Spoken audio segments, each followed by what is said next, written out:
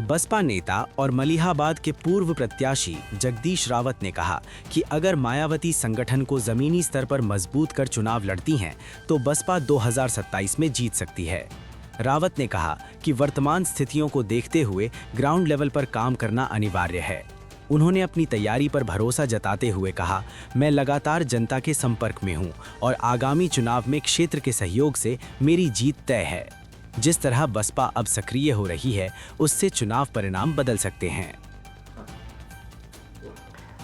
हमारे देश में इस बार 77वां गणतंत्र दिवस मनाया जा रहा है और इस अवसर पर हम समस्त देशवासियों को, खासकर मलिहाबाद के निवासियों को इस गणतंत्र दिवस की बहुत बहुत बधाइयाँ देता हूँ।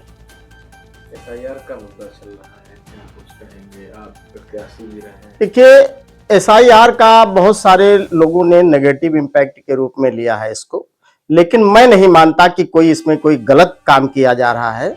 इसमें सरकार की मंशा यह है कि एक व्यक्ति दो जगह पर चुनाव के दौरान अपना वोट देता है। जैसे हमारे लखनऊ में मैंने देखा, कुछ लोग लखनऊ देहात के लोग हैं और वो लखनऊ में आकर के बस गए हैं, तो लखनऊ में पार्षदी का भी चुनाव में वो अपना वोट डालते हैं और गांव में जाकर के ग्राम सभा का जब चुनाव होता है तो उसमें प्रधानी का भी चुनाव वोट डालते हैं।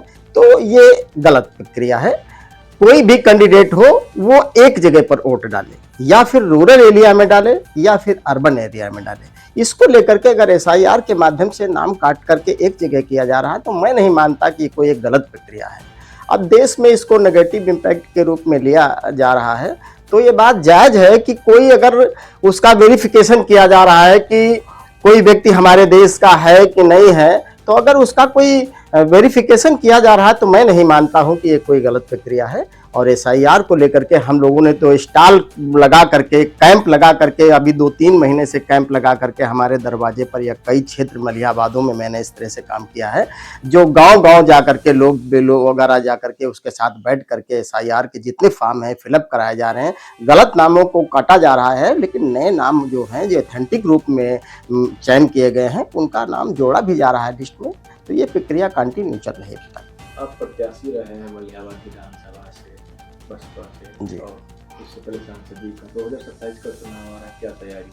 देखिए, 2027 का चुनाव में बेशक हार जीत का चुनाव होगा और ये मैं आपको भरोसे के साथ कहता हूं, जिस तरह से पब्लिक मलिहाबाद का रुझान मुझे देखने को मिल रहा है, बेशक इस बार 2027 का मैं प्रत्याशी रहूंगा और चुनाव भी जीतूंगा, ऐसा मेरा पूरा भरोसा और विश्वास है। और रही बात तैयारियों की, देखिए हर पॉलिटिकल पार्टियां अपने निजी स्तर पर तैयारी करते हैं, उसके कैंडिडेट तैयारी करते हैं, लेकिन जितनी भी पॉलिटिकल पार्टियां हमने खासकर मलिहाबाद में देखी या और भी लखनऊ में देखी, सभी पॉलिटिकल पार्टियां नियरेस्ट सब अच्छा काम करती हैं, लेकिन उसका कोई जो बड़ा मार्गदर्शन होता है, जो उसका ब्यूरो होता है, जो उसका चीफ होता है, जो उसका राष्ट्रीय अध्यक्ष होता है, उसकी मंशा साफ सुथरी होनी चाहिए। बाकी सभी पॉलिटिकल पार्टियां अच्छी होती हैं, क्षेत्र में सभी पार्टियां लड़ रही हैं, मैं नहीं मानता कोई गलत पार्टी है और सभी के कैंडिडेट भी अच्छे ही अच्छे आएंगे। और हार जीत का सवाल तो मलिहाबाद की जनता तय करेगी। मैं मलिहाबाद की जनता के भरोसे पर चुनाव मलिहाबाद का लड़ रहा हूँ।